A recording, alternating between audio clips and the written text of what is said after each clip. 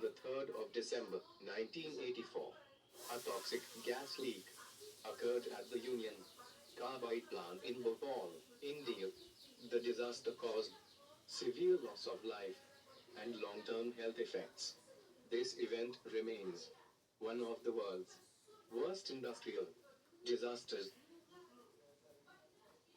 चेतावनी चेतावनी 3 दिसंबर 1984 को भारत के भोपाल में यूनियन कार्बाइड फैक्ट्री से जहरीली गैस का रिसाव हुआ।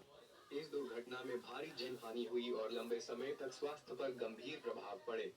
यह घटना दुनिया की सबसे गंभीर औद्योगिक आपदाओं में से एक है।